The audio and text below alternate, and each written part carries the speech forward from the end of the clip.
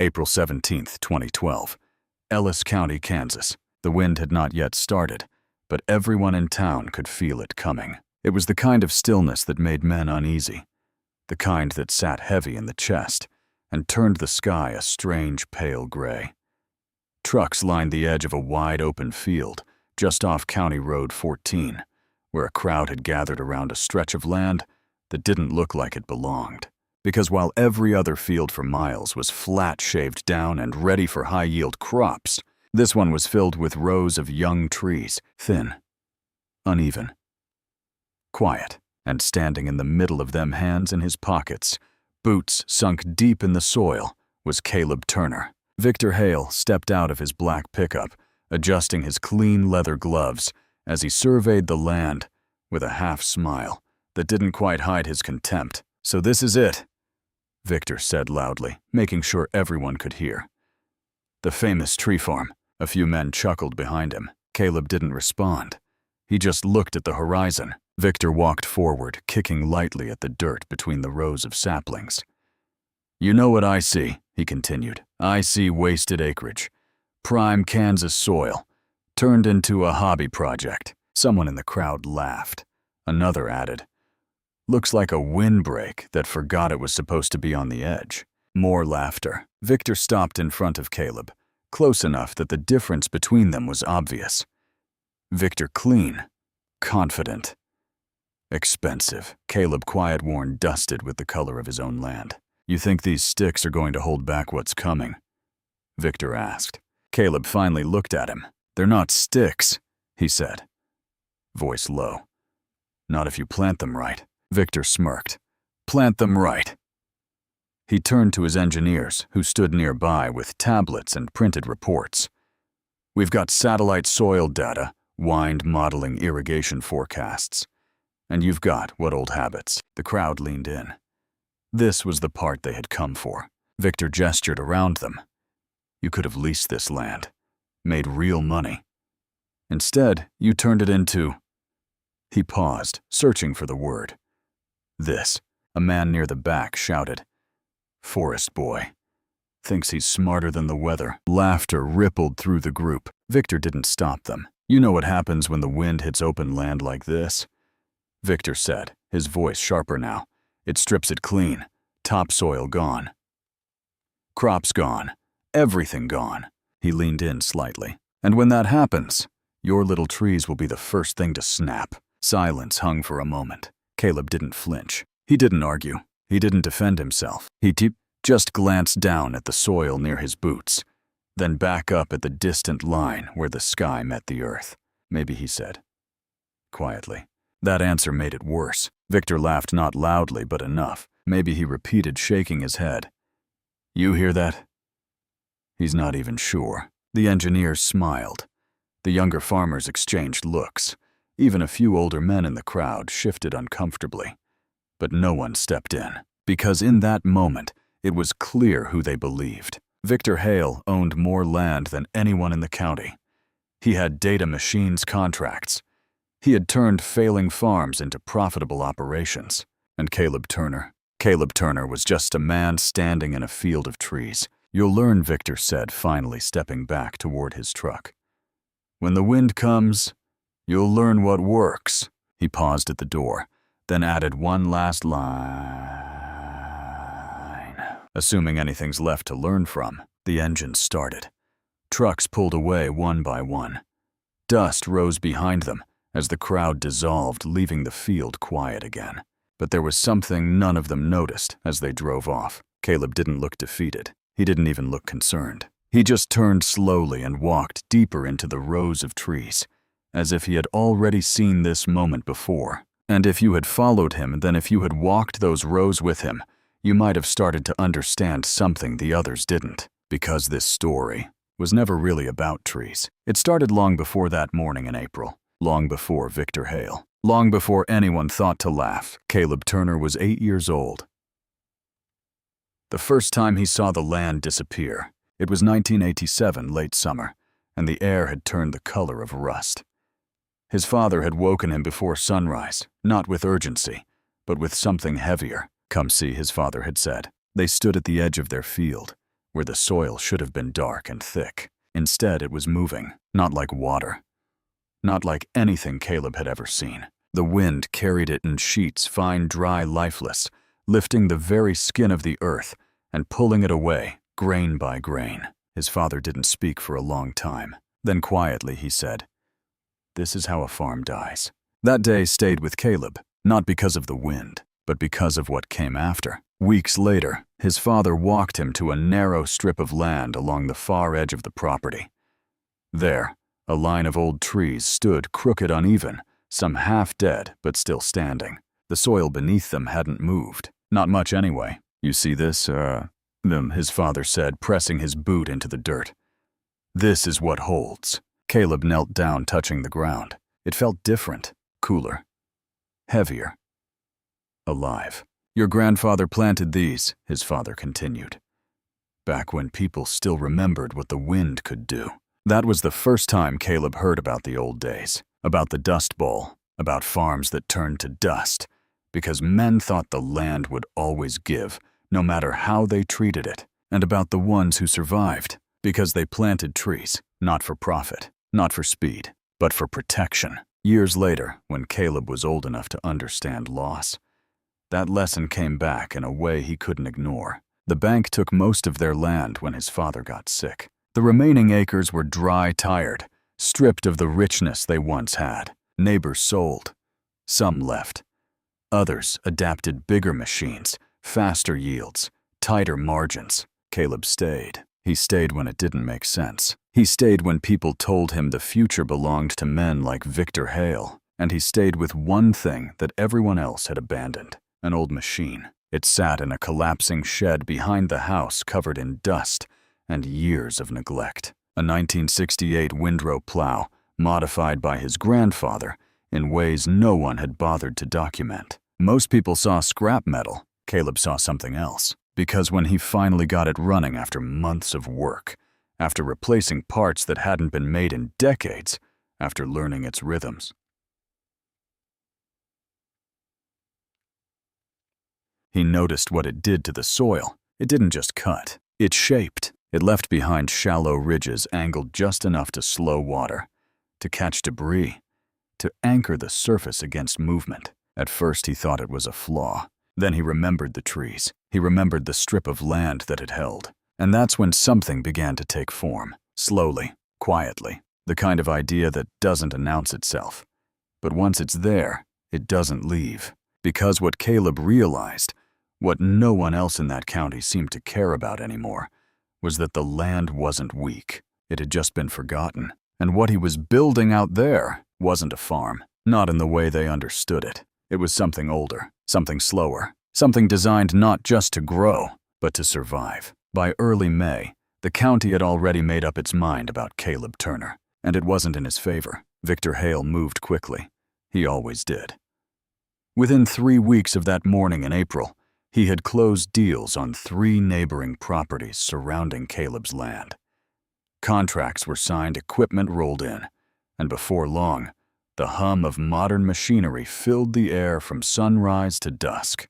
Where there had once been quiet fields and scattered farms, there was now a coordinated operation. Laser-leveled soil, high-speed seeders, GPS-guided tractors moving in perfect clinical lines. From above, it probably looked impressive. From the ground, it felt different. It felt stripped. Caleb noticed it first in the wind. Not the storms, those hadn't come yet, just the everyday wind. It moved faster now. Nothing slowed it. Nothing broke it. It crossed Victor's fields like they weren't even there. And when it reached Caleb's land, it changed. Subtly, quietly, but enough. The leaves on the young trees would tremble, then settle. Dust would rise, then fall short. The air itself seemed to lose its edge. Most people didn't notice, but Caleb did, because he wasn't watching the crops. He was watching the land. Still, pressure was building. The bank called twice that month, once politely. The second time, less so. "Mr. Turner." The man on the phone said, his tone tight with rehearsed patience. "Your yields from the last 2 seasons don't justify your current operating model." Caleb didn't respond right away. He stood in his field phone pressed to his ear, eyes on the rows of trees swaying gently in the breeze. I'm not measuring yield the same way you are," he finally said. There was a pause on the other end. "That may be," the banker replied.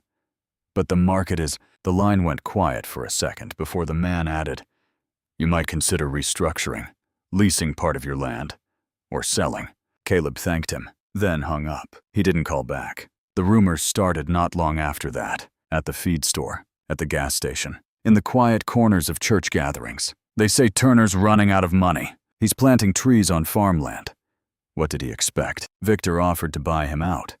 Heard he turned it down. That last one always came with a shake of the head. Because turning down Victor Hale wasn't just unusual. It was foolish, but there was something no one understood, something Caleb had never explained, and maybe something he didn't know how to explain. Because what he was doing out there wasn't random. It wasn't stubbornness, and it wasn't nostalgia. It was a system, one that had been forming quietly, piece by piece, for years. If you walked his land, not just looked at it, but really walked it, you would start to notice things.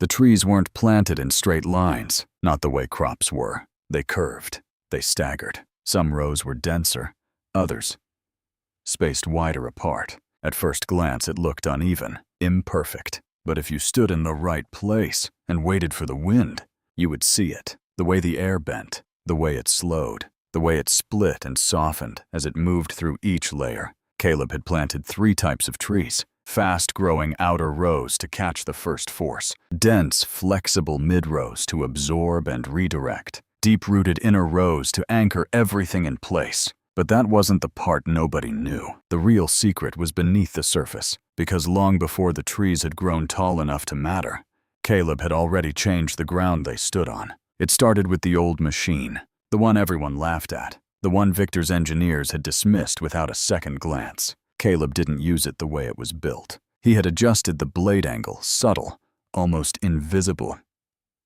Visible, unless you knew where to look.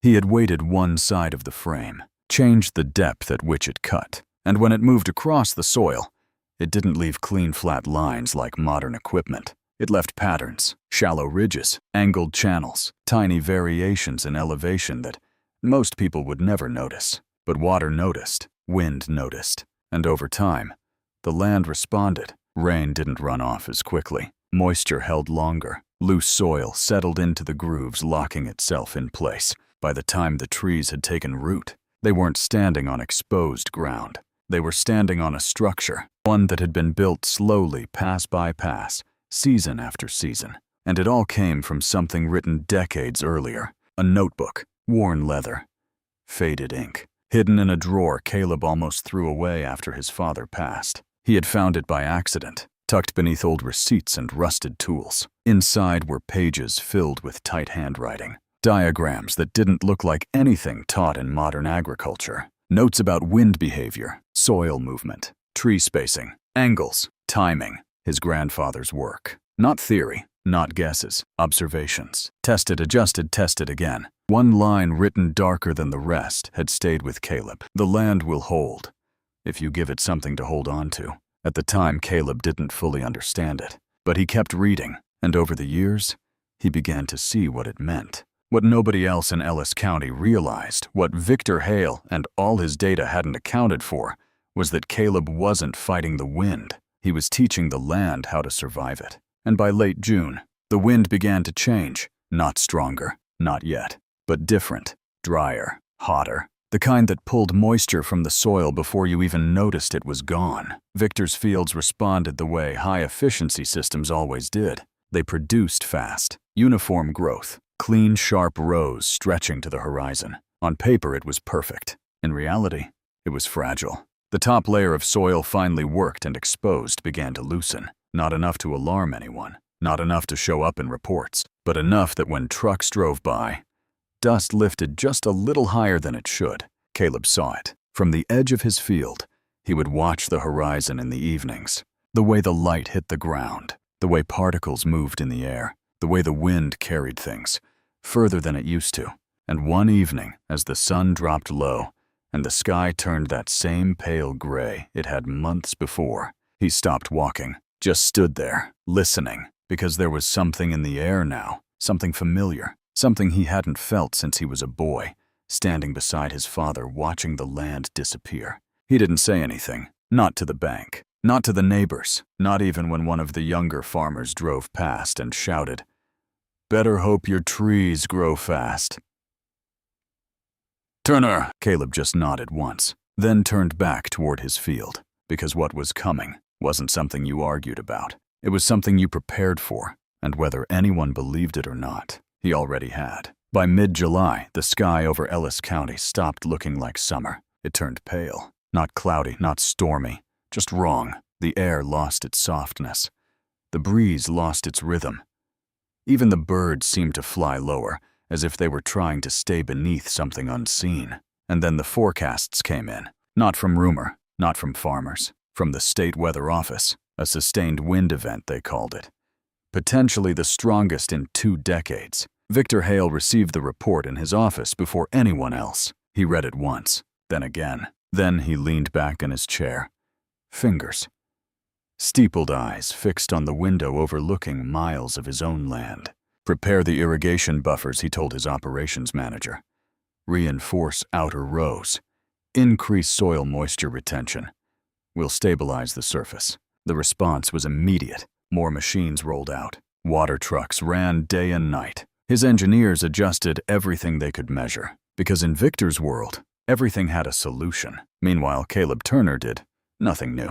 At least that's what it looked like. He woke before sunrise, as he always did. Walked his land. Checked the trees. Ran his old machine in slow, deliberate passes, not everywhere, not urgently, just where it mattered. And when people drove by, they saw the same thing they had always seen. A man moving at the wrong speed, in the wrong direction, with the wrong tools. But there was something different now. The same men who had laughed in April weren't laughing as much, because the wind had started speaking. Not loudly, not yet, but enough. One afternoon, a younger farmer named Eli pulled his truck to the side of the road near Caleb's field. He stepped out, watching the trees sway in a strange, controlled motion. "You really think this'll hold?" Eli asked. Not mocking this time. Just unsure. Caleb didn't look up from the soil he was pressing between his fingers. "It won't stop it," he said. Eli frowned.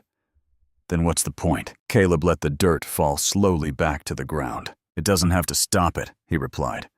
"Just has to survive it." Eli didn't answer, because something about that sentence didn't sound like guesswork, and that was the part that stayed with him. 3 days later, the wind arrived. It didn't build gradually. It didn't announce itself. It came all at once. A wall of moving air that roared across the plains like something alive. Dust lifted instantly. Fields that had been calm minutes before turned into shifting, unstable surfaces. Victor's land took the first hit. At first, everything held. The moisture helped. The machines had done their job. But then the wind intensified, and something began to happen. The topsoil, fine, perfectly leveled, exposed, started to break loose. Not in chunks, in layers. Thin sheets of earth peeling upward, caught by the force carried into the air. The more it lifted, the more it exposed. The more it exposed, the easier it became to lift more. It fed itself. Within minutes, visibility dropped. Rows disappeared. Machines shut down. Operators climbed out, shielding their faces, as the ground itself seemed to dissolve around them. Victor stood at the edge of one of his largest fields, watching it happen in real time. "This isn't right," one of his engineers shouted over the wind.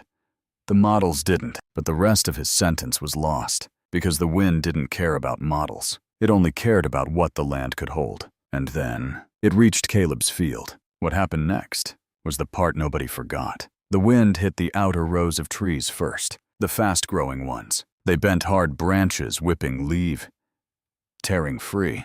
For a moment, it looked like Victor had been right, like they would snap, like the whole thing would fail. But they didn't break. They gave. And in that movement, something shifted. The force of the wind didn't disappear. It changed direction, split, weakened. By the time it reached the second layer, it was no longer a single driving wall. It was fragmented, disrupted. The denser trees absorbed what remained their branches, interlocking their trunks, flexing just enough to take the impact without resisting it completely. And beneath them, the soil held. Not perfectly, not untouched, but it stayed. The ridges Caleb had carved over years caught the moving dust, held it, dropped it, again and again. So while the air above his field roared with the same violence, the ground below told a different story. It endured. On the far side of his land, the wind emerged again, but weaker, slower, changed. Eli saw it from his truck parked on the ridge above both properties. He saw Victor's fields turning pale,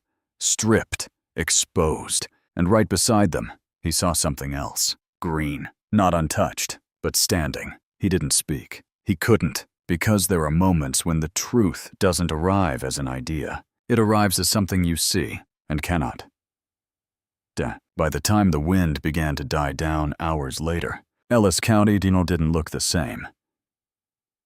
Victor's land stretched out in wide, dull patches of exposed ground. Topsoil gone, crops damaged or buried, years of optimization, undone in a single afternoon. And then there was Caleb's field. Scarred, yes. Branches broken, leaves scattered, but still rooted, still holding, still alive. Victor walked it himself the next morning. No cameras, no engineers, just him, boots sinking slightly into soil that against everything he believed had not blown away. He reached out, touching one of the trees, ran his hand along its bark, then looked down, at the ground, at the structure beneath it, at the pattern he hadn't seen before. And for the first time, Victor Hale didn't have an answer. The story spread faster than the wind had. By the end of the week, people were driving from neighboring counties just to see it. The field that held, the trees that didn't break, the man who had planted them. They expected something different, someone louder, someone ready to explain, to claim, to prove. But Caleb Turner was the same as he had always been.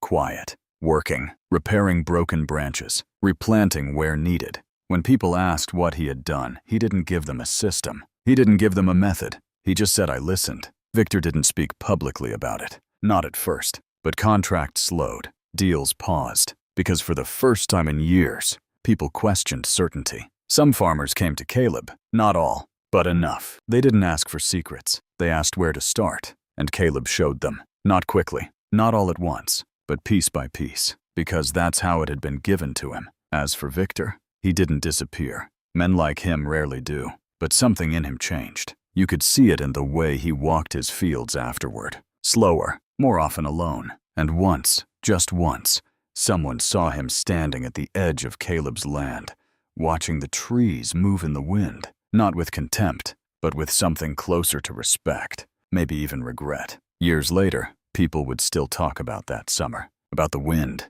about the fields that vanished, and the one that didn't. But the ones who understood it best never talked about the storm itself. They talked about what came before. Because the truth is, the outcome was decided long before the wind arrived. It was decided in quiet mornings, in unseen work, in choices that didn't look impressive at the time. And that's the part most people miss, because it's easy to admire what survives, but much harder to understand what made it survive. Caleb Turner never tried to prove anyone wrong. He never argued, never stood in front of a crowd